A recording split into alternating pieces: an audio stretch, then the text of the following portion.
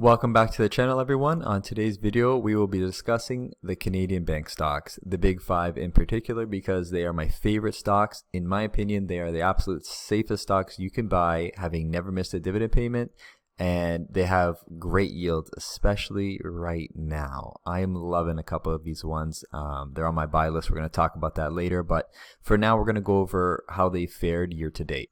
The Canadian Imperial Bank of Commerce, TD, and the Bank of Nova Scotia are all in the negative to the same range, between 15 and 17% on the year. The Bank of Montreal is only down 10.5%, and the Royal Bank of Canada is the best performing bank year to date. On the Canadian side, it's only down 6.78%, which is really quite remarkable, to be honest with you. But I guess there is a measure of safety, being that it is the biggest bank and most well known. I just want to talk about the Bank of Nova Scotia being down the absolute most at 16.7% for a second here. Now, a lot of this is going to be due to their overseas operation. Now, if there's threat of worldwide recessions, third world countries are going to be hit particularly hard, and the Bank of Nova Scotia has some investments in those type of countries, so it makes sense that they are down a little bit more, because if a recession were to hit, those countries would take much longer to claw their ways out of it. You expect economic powerhouses like America and to a lesser extent Canada to recover from any type of recession a lot quicker. Now I want to talk about CIBC, my individual largest holding. Now this one's down 15%, and there's a little bit of rationale with that, I would imagine, because CIBC does the absolute most for Canadian mortgages. As we all know, we're in a rising interest rate environment right now, so this has led to some downward pressure on the housing market.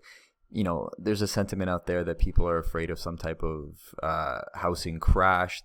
People won't be taking on as many mortgages, and thus would be affecting Canadian Imperial Bank of Commerce's level of profit that they can be extracting from the Canadians in the coming quarters. So it's down a little bit more than I think it should be, but I understand there's some rationale behind that. For those of you who haven't been following, they did do a stock split earlier this year. Remember, guys, a stock split really doesn't add value. It just helps individual investors drip it a lot easier. People like it. People get really excited for stock splits. It doesn't really do anything besides that, to be honest with you. There's no added value. You can look at some other Canadian banks to do stock splits further in the year, I would imagine. I'm looking at these two down here because their numbers are getting a little bit high, but we'll see what their board of directors want to do. It's not that relevant. Now, I want to touch on TD here being down 16.2%, the second most of all the banks. Now, this I'm not really understanding. If anyone has some insight towards why, let me know. I don't even have a theory as towards why TD is down this much. I didn't think they were overvalued when they were at 108. This is probably the strongest bank going forward. Their American presence is humongous. They're about to make a lot of money. Well, all the banks are about to make a lot of money on the raising interest rate environment, but TD's just really well positioned in America, a lot more than the other Canadian banks, and I think they're really going to benefit. Even if America hits a recession, they're going to snap back really, really quick. They are the country. America is the country for being an economic powerhouse. So I'm going to be buying a lot more TD as soon as I get the money rolling in from the sale of my condo. This investment is going to really pay dividends in the future. It's going to set my children up in the future. This is the investment for me. I'm going to be hitting TD hard if it's still underperforming the rest of the Canadian banks. The Bank of Montreal being down 10%. I think 10% is a fine amount to be down this year. They did the biggest acquisition in Canadian banking history with buying the Bank of the West. They're making a strong American presence. The only drawback I have to say about the Bank of Montreal is they did buy a lot of physical banking locations. Banking's kind of moving towards a digital online presence. It costs a lot of money to run these banks in physical presence, but you gotta get the customer base from somewhere. So I'm gonna keep my eye on Bank of Montreal. They are a favorite holding of mine. I think I'm up.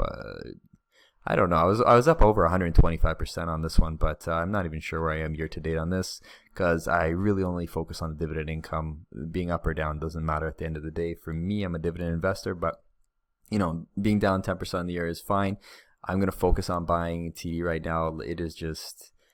It's down too much. It's down too much, and just an absolutely screaming buy in my opinion. Like I said earlier, the Royal Bank's only down 6.7% on the year. This is kind of remarkable, guys. This is my smallest holding in the Canadian banking sector. Like I said, I own all of the big five.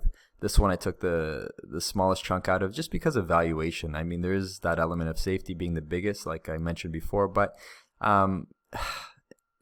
I don't know. It's kind of a more boring bank. I like what TD's doing in America. I like what CIBC's doing. They're kind of like the bank on the come up.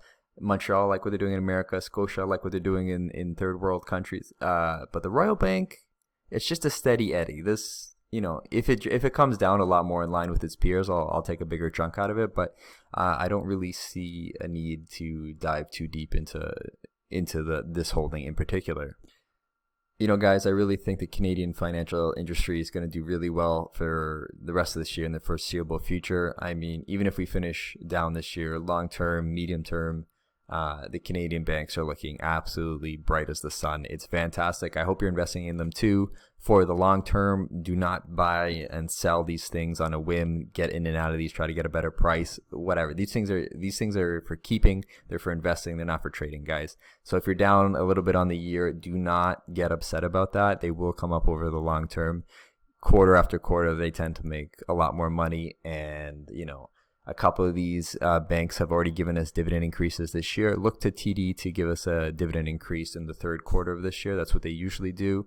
CIBC should be giving us another 2 or 3% this year as well, because they only gave us a small dividend increase so far this year. They like to do it twice a year, but I mean, nothing's guaranteed, guys, but it's very, very likely. Look out for that. Thanks for watching, and keep investing, guys. I hope you're investing with me and getting excited about these great yields on these great companies. Have a good one.